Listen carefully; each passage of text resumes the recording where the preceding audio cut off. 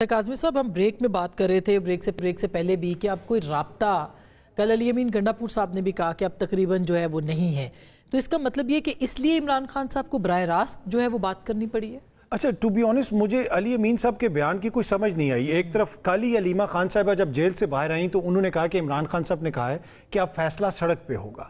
दूसरी जानिब 8 फरवरी के एहतजाज की बात भी हो रही है, जुनैद अकबर साहब भी बड़े एक्टिव नजर आ रहे हैं, जमात भी बड़ी एक्टिव है, आलिया हमजा मलिक पंजाब के अंदर जलसा करने की ख्वाहिशमंद है। ऐसे मौके के ऊपर अली अमीन ने आके कहा कि जी 99% तो हमारा मामला हल हो चुका है, तो फिर क्या आप कौम को बेवकूफ बना रहे हैं? हो चुका था, हो चुका था नहीं, पर अभी भी वो कहते हैं कि ब्लैक एंड व्हाइट में आ गया है। अभी वो मुझे उन्होंने जवाब देना है, अगले 1-2 दिन में मेरी फिर मुलाकातें होंगी, उन्होंने ये भी जिक्र किया। तो अगर ये सब कुछ हो रहा है तो फिर ये एहतजाज की बात क्यों हो रही है? और दूसरा ये है कि देखिए, माजी में नून लीग के भी राब्ते थे, पीपल्स पार्टी के भी राब्ते थे, आज तक हमने नहीं देखा कि कोई उनका लीडर बाहर आके कहे कि जी हमारी 80% बात हो चुकी थी। हो सकती है आपके ख्याल में? मेरे ख्याल में इख्तिलाफात है, या इमरान खान को एम्बैरस करना था उनका मकसद। कि ये तो देखें, बाकायदा तौर पे आप ये कह रहे हैं कि एक डील हो रही थी। अगर कोई 80% मामला तय हो गया था, इट मींस कि इमरान खान साहब कोई डील मांग रहे थे और वो डील हो रही थी और 80% डील तय हो गई थी।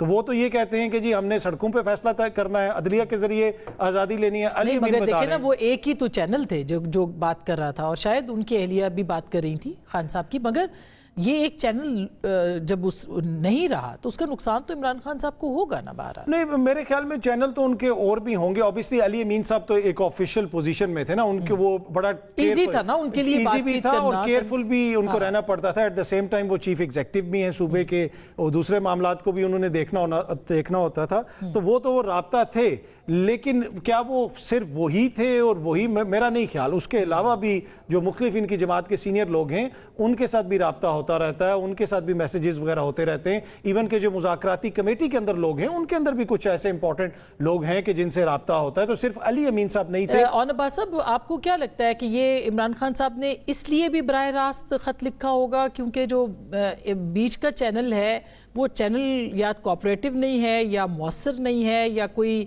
जवाब नहीं ले पा रहा? अब मेरा पॉइंट इसमें एक और है, अगर आप ये समझती हैं कि अगर उस वक्त ये अली अमीन साहब ये कर रहे थे और अगर आप फॉर एग्जांपल वो आप समझती हैं वो एंगेज नहीं है या एंगेजमेंट नहीं हो पा रही और खान साहब खत लिख के एंगेज करना चाह रहे, मैं एक सवाल पूछता हूँ। अडियाला जेल के अंदर मेरा तो एक्सेस नहीं है, पिछले 3 हफ्ते से मैं जाता हूँ जेल के बाहर से घूम फिर के आ जाता हूँ और हमें मिलने नहीं जाता। अगर किसी ने खान साहब से बात करनी है या उन्होंने किसी से बात करनी है तो it's a matter of minutes. I mean Khan, उनके अंदर एक्सेस हमारा नहीं, उनका तो होगा। जिन्होंने बात करनी है, जिनसे बात होनी है, उनका तो एक्सेस हर वक्त होगा।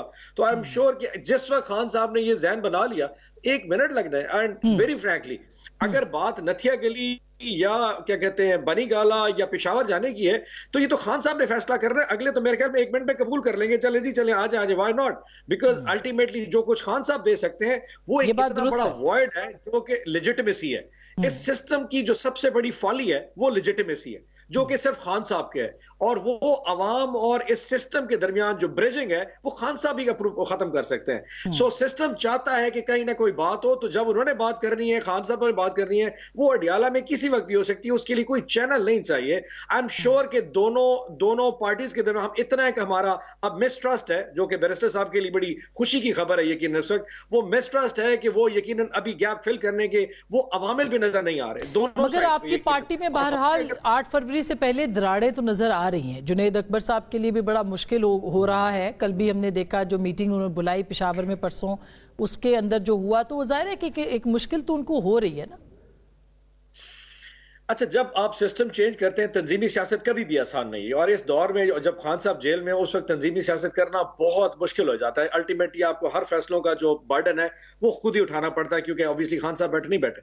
सो जब ये चेंज ऑफ सिस्टम होता है, मतलब एक तंजीम का सदर दूसरा जब लगता है तो उसको एडजस्टमेंट में टाइम चाहिए। फॉर्चुनेटली और अनफॉर्चुनेटली आते साथ ही 8 फरवरी भी आ गया, ऊपर से पीछे 26 नवंबर हो चुका है। ये जो अलाइनमेंट है इसमें थोड़ा टाइम लगेगा, but I can assure you कि जो नई तंजीम है इंशाल्लाह बहुत बेहतर परफॉर्म करेगी। हमारी नजर में ये दोनों चेंजेस जो पंजाब और इसमें आई हैं, इसकी वजह से बड़े पॉजिटिव रिस्पांस आ रहा है पार्टी के अंदर। और आने वाले दिनों में यूल सी कि 8 फरवरी की जो परफॉर्मेंस है वो गुज़श्ता दौर के वाले से बहुत बेहतर रहेगी। आई कैन पर्सनली सी, क्योंकि एक 26 के बाद एक जो खौफ था ना, वो 2-2.5 महीने मगर आपको इजाजत तो नहीं मिल रही ना, आपको इजाजत मिल रही है? कुछ गिरफ्तारियां हुई हैं अभी? कौन सी मिली है? हाँ आप देखें, इस्लामाबाद की जगह संजानी भेज दिया था, लाहौर मीनार पाक से जगह कोना भेज दिया था, तो डी चौक की कभी अप्रूवल वैसे कभी नहीं मिली। तो इजाजत तो पिछले अब 2 ये साल देखिए ना में